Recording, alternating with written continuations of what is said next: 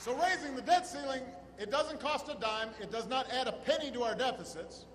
All it says is you got to pay for what Congress already said we're spending money on.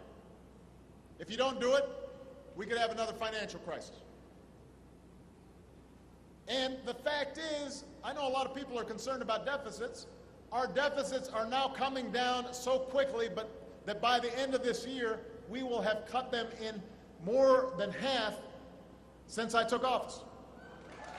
Cut deficits in half.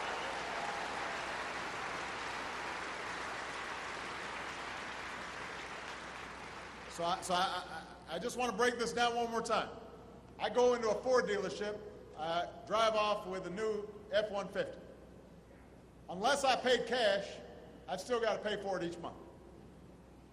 I can't just say, you know, I'm not going to make my car payment this month. That's what Congress is threatening to do, just saying I'm not going to pay the bills. There are consequences to that. The bill collector starts calling you, right? Your credit goes south, and you got all kinds of problems. Same is true for our country. So if we don't raise the debt ceiling, we're deadbeats. If we fail to increase the debt limit, we would send our economy into a tailspin. That's a quote, by the way, what I just said. You know who said it? The Republican Speaker of the House, John Boehner. The Republican Speaker has said if we don't pay our bills, we'll have an economic tailspin. So this is not just my opinion, this is everybody's opinion. All right. Now, why haven't we already gotten it done if it's such a simple thing? Everybody's nodding. They're all like, yeah, why didn't we already get this done? Democrats and some reasonable Republicans in Congress are willing to raise the debt ceiling and pass a sensible budget. And I want to work with Democrats and Republicans to do just that. Claire McCaskill, she's ready to do it.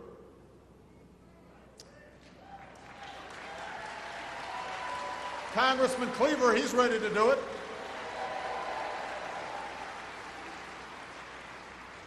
And if we just pass the budget, raise the debt ceiling, we can get back to focusing on growing this economy and creating jobs, educating our kids, all the things we got to do.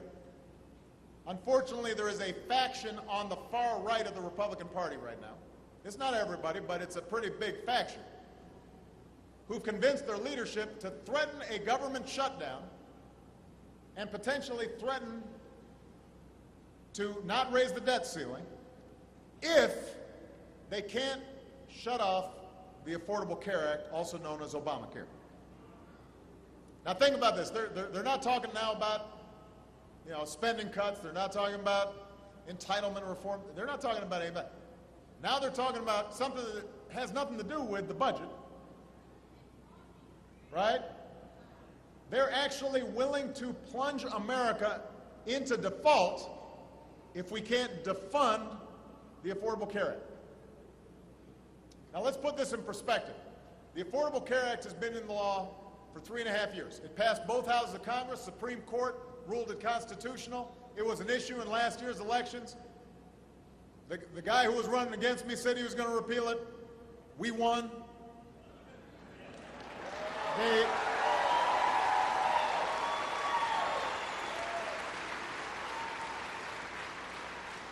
So, the voters were pretty clear on this, and then Republicans in Congress, they've tried to repeal or sabotage this more than 40 times. They've had these repeal votes.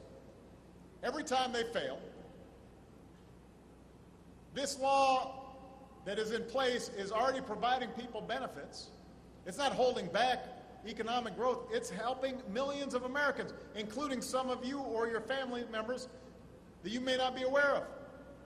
You can keep your kid on your own health insurance plan, somebody's raising their hand right here, until they're 26 because of the Affordable Care Act.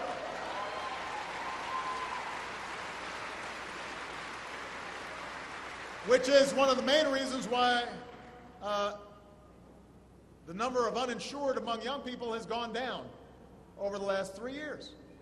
Seniors, they are benefiting right now from discounted prescription drug costs because of the law.